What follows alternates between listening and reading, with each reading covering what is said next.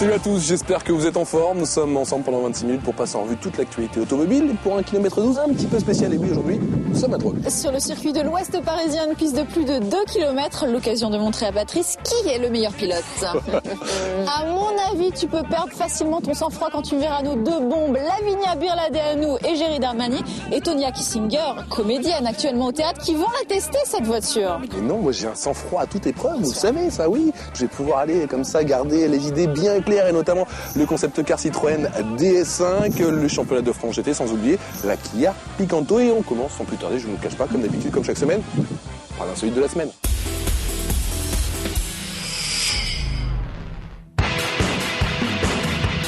Amateurs d'origami, voici une nouvelle façon de vous amuser. Si vous aimez les voitures et le pliage de papier, faites donc comme Taras Lescaut. 285 pages de papier pour construire les 750 pièces de l'auto. Le tout en 245 heures. C'est ce qu'il a fallu à ce designer pour monter une Audi A7 tout en papier.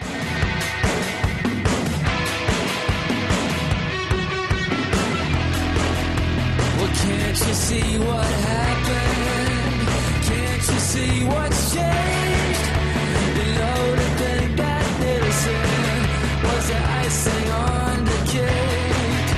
Well, I am glad to tell you, I am glad to share. Le modèle mesure 1,20 m de long, 60 cm de haut et de large. Cette construction est la plus grande voiture en papier jamais construite. Elle a été réalisée à la demande du constructeur automobile Audi. La vidéo retrace en accéléré tout l'assemblage de la voiture. Au final, un rendu très impressionnant. L'œuvre contient tous les détails d'une vraie voiture, à l'extérieur comme à l'intérieur.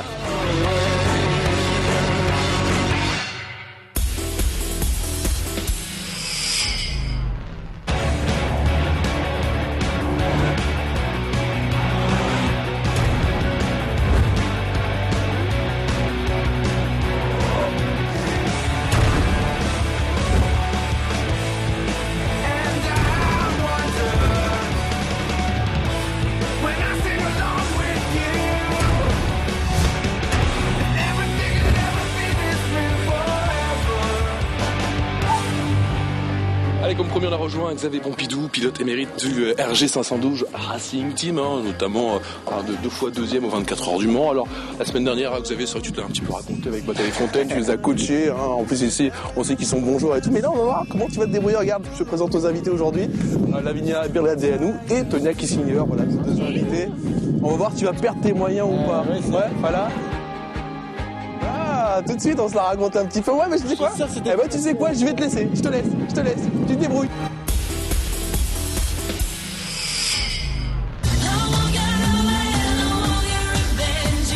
Ton but, tu vas voir, tu as les cônes qui sont là pour t'aider, c'est de passer près de chaque cône.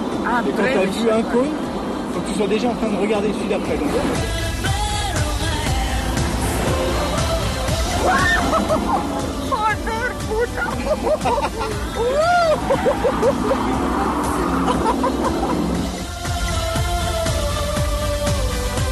C'est mieux là. Le Space Mountain total. Et donc en gros, je vais essayer de t'amener à faire presque la même chose. Et au théâtre, comment ça se passe ? Là, je sais que tu fais un petit break, mais tu vas reprendre début juillet avec une pièce qui cartonne. Ouais. Le président, sa femme. Et moi. Et puis toi ? Non, c'est pas moi, les gars, c'est attention de moi. Moi, je suis la présidente. Madame la présidente. Madame la présidente. Un véritable marathon au théâtre de la Comédie de Paris, 11 représentations par semaine. Là, j'en ai fait 11 par semaine pendant 2 mois d'affilée. Bon, alors Lavinia, comment ça s'est passé ? Non, mais... Bon, alors je te rassure, Xavier est un pilote émérite, il a l'habitude, mais toi tu vas pouvoir prendre le volant et ça se passera beaucoup mieux, t'inquiète pas, faut pas avoir d'appréhension. Pas... Ah, c'est pas la même chose que les podiums, c'est pas les pauses. Ah bah non. Tant que tu as besoin de tourner ton volant, tu gardes le pied sur le frein. Parce qu'en fait, tu charges l'avant de la voiture et donc tes pneus avant ont un meilleur grip. J'accélère, hop, pied sur le frein, filet de gaz, et là j'accélère.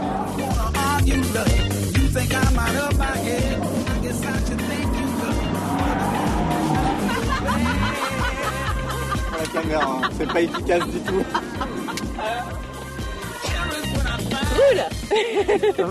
Ouais.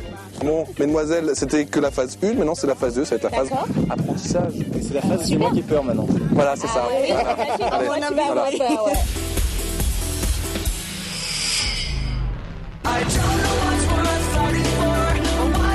Donc qu'est-ce que je fais là? Là, vas-y, tu repars comme si tu faisais le tour, on coupe avant, on fait un petit morceau de ligne droite et le but ça va être de s'arrêter sur la distance la plus courte possible. Allez, encore. Vas-y. Plus fort. Voilà. Oh, damn. Wow. D'accord? OK. Encore. Freine fort. Et des breaks. Et voilà, t'as même pas calé cette fois. Tu vois? Nickel. Cool.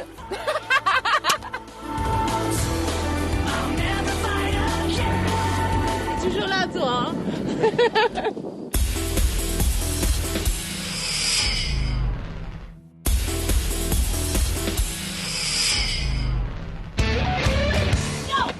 Allez, gaz. Et gaz à fond. Ça, c'est très bien. Vas-y. Jusqu'aux 100 mètres. Encore. Freine fort, plus fort. Là, ton cône vert. Et t'es à fond. Voilà, bien. Ça, c'était nickel. Allez, gaz. N'aie pas peur de continuer à freiner fort. Parce que quand je te vois lever le frein, moi, je sais que c'est pas bon. C'est que t'as pas freiné assez à la fin. Mais gaz, vas-y, c'est pas grave. Eh gaz, c'est pas grave. Allez, c'est à fond, c'est bon. Ça passe. Allez, gaz, encore.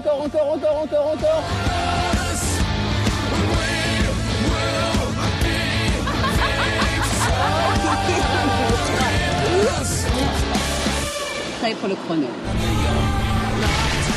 Allez, on passe le panneau 100 mètres encore à fond. Encore. Freine fort. De moins en moins fort. Pied sur le frein. Et débraque ton volant. Et gaz à fond. C'est pas mal. Très fort. Là, c'est trop tard.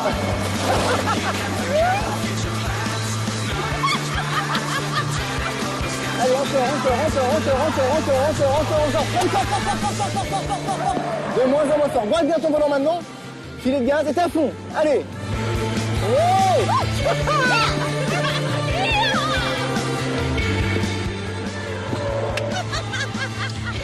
Et dans le ventre, quoi. Non, parfois, oui. Mais non, vas-y. Je me suis amusée. T'es une compétitrice dans l'âme et tu pensais au chrono.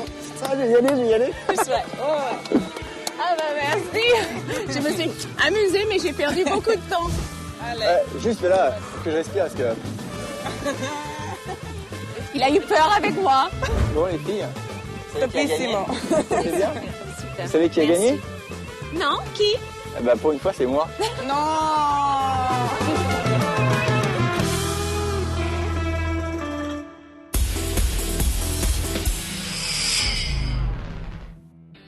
Depuis son arrivée dans l'Hexagone en 2004, la marque coréenne Kia a révolutionné le paysage automobile, en particulier dès 2006 avec ses 7 ans de garantie. Aujourd'hui, la Picanto 2011 arrive avec des arguments forts.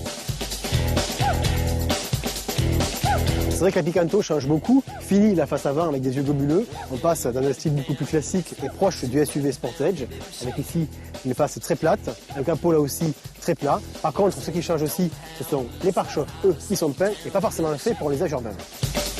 De profil, le creusement des bas de porte et les traditionnelles poignées de porte à tirage signent sa ligne de style.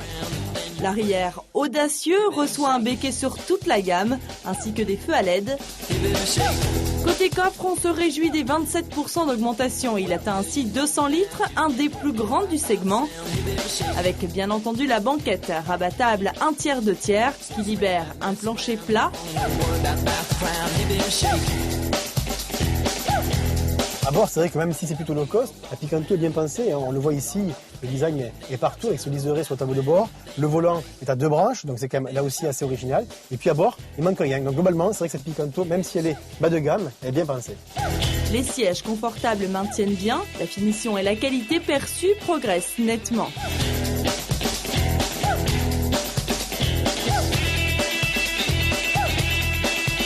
Côté motorisation, Kia propose au choix 2 blocs essence, soit un 3 cylindres 1 litre qui développe 69 chevaux ou plus tonique un 4 cylindres d'1 litre 2 et 85 chevaux.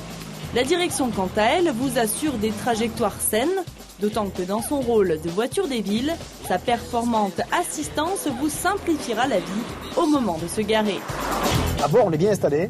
C'est une voiture dans laquelle on est assis assez haut. Il y a beaucoup de visibilité. Tout est vraiment à portée de main. Moi, j'aime beaucoup cette voiture pour ça. Et c'est vrai qu'en ville comme sur des routes, on est quand même très bien installé. La nouvelle Kia Picanto apparaît plus sexy et séduisante que la précédente. Mais bien plus important, son confort et sa tenue de route font d'elle une véritable référence dans l'univers des citadines. Gamme Kia Picanto à partir de 7 790 € avec les 7 ans de garantie inclus.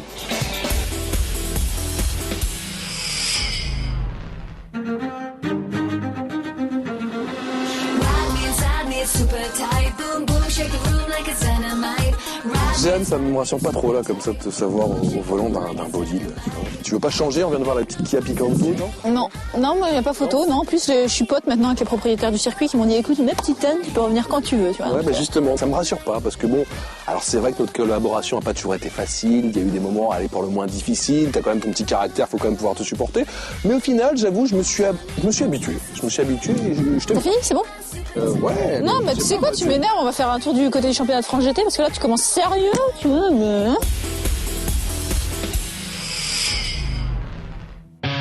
Direction la Côte d'Or sur le circuit de Dijon-Prenois pour la 3e manche du GT Tour. Le week-end commence avec la pole réalisée par Romain Brandella sur la première qualif au volant de la BMW Z4. Sur la grille, il est aux côtés de David Hallyday et juste derrière, attention à Gérard Tonelli et Jean-Claude Dagnès. Dès le départ, Hallyday passe Brandella et prend immédiatement de l'avance. Derrière, on se chahute. Et on retrouve finalement Laurent Pasquali et Patrick Bornhauser en 2e et 3e position. La course est marquée par la lutte entre Hallyday et Pasquali. Jusque dans les stands, on court après la moindre seconde. Puis c'est au tour des pros de prendre le volant. C'est Stéphane Ortelli qui passe la ligne en premier. Il s'impose avec David Hallyday grâce à une stratégie de course parfaite. Gropi Bornhauser son 2e. Pasquali Beltoise termine 3e. Moi, je pense que la victoire, on la doit surtout à David qui a fait le dépassement qu'il fallait faire au moment où il fallait le faire. Deuxième course du week-end, c'est la première pole position du Toulousain Olivier Pla sur F458. Il précède sur la ligne Olivier Panis et Ludovic Badet. Et le tour de chauffe est une véritable catastrophe pour Panis qui s'accroche avec Arthur Blény. Les 2 voitures sont hors d'usage et la course part sans eux. Pla garde la tête de course à ses trousses Anthony Beltoise et Renaud Derlot. Pla donne la voiture à Gabriel Balthazar avec une avance confortable de 7 secondes. Mais ce ne sera pas suffisant. Gérard Tonelli au volant de la SLS AMG vire rapidement en tête. Pasquali a bien tenté de passer Balthazar, mais il est parti à la faute. C'est le 3e succès du duo Tonelli-Derlot en 6 courses. Rendez-vous les 25 et 26 juin prochains sur le circuit du Val-de-Vienne pour la 4e manche du GT Tour.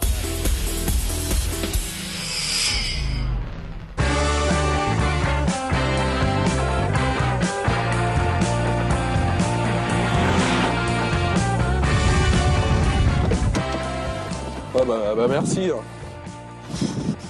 Je t'assure. Oh là, mais qu'est-ce qui t'arrive? Eh oui, t'as pas fait un footing non plus, hein? Ouais, non, mais je suis pas au top. Attends, mais tu te rends pas compte, il va à 300 km/h, là. C'est un déglingo, ce monsieur, là. C'est pas possible. Je suis fragile, moi. Tu comprends? Je sais pas comment ils font, moi, les copilotes, à donner les notes en même temps aux pilotes qui vont comme Sébastien Loeb à fond la caisse, comme ça. Comment ils font pour pas tomber malade? Enfin, moi, je comprends pas. Non, mais c'est pas possible. T'es vraiment pas sorti, en fait, comme mec. Tu plains tout le temps. Ouais, non, mais je sais pas. Moi, je préfère les trucs, des plans tranquilles, Anne. Tu m'as dit le circuit, mais finalement, tu sais, les petits salons, c'est sympa. Il y a plein de nouveautés, les concept cars, tout ça. Moi, je préfère, tu vois. C'est vraiment, mais c'est quoi, tout petit, là? Une petite chose, allez. On va laisser Patrice récupérer un peu, le temps de vous présenter justement ce nouveau concept car Citroën. C'est parti.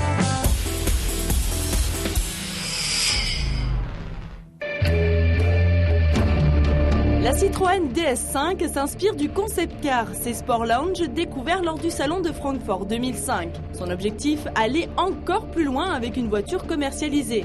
Surprenante par son style mais aussi par ses proportions uniques, la Citroën DS5 apparaît comme une véritable sculpture aérodynamique. Son dessin tout en fluidité et en tension ne laisse aucun doute sur ses sensations dynamiques.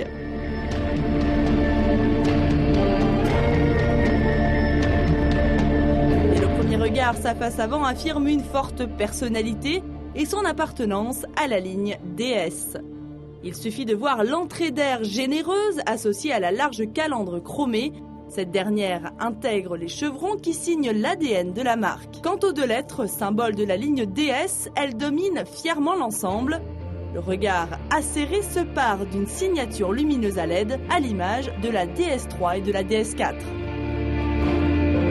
Elle inaugure pour la marque la technologie Hybrid 4, une chaîne de traction full hybride associant les performances routières du moteur diesel HDI à l'efficacité de la propulsion électrique.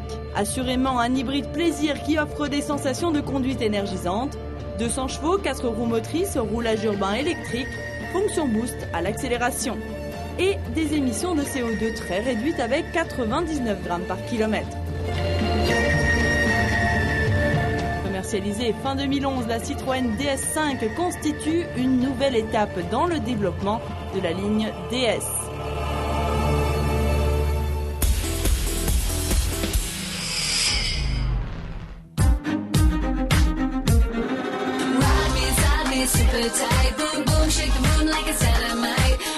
Alors, moment de vérité là.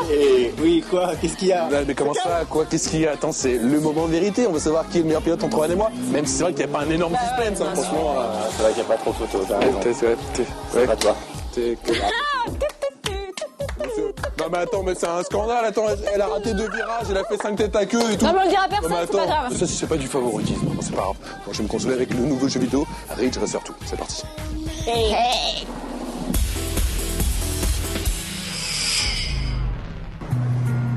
Développé par le studio Bugbear, Ridge Racer Unbounded est bien parti pour bousculer les habitudes des fans en proposant des courses plus musclées, avec de la tôle froissée et une bonne dose de destruction.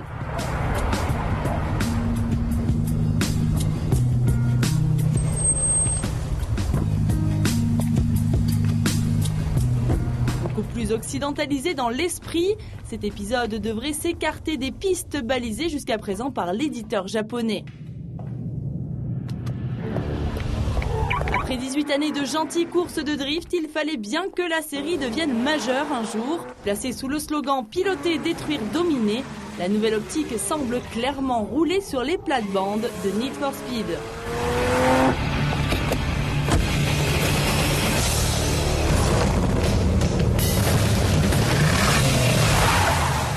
Peu d'infos ont filtré au sujet du jeu si on nommait le titre et la date de sortie. Ridge Racer Unbounded est annoncé pour 2012, à la fois sur PC, Xbox 360 et PS3.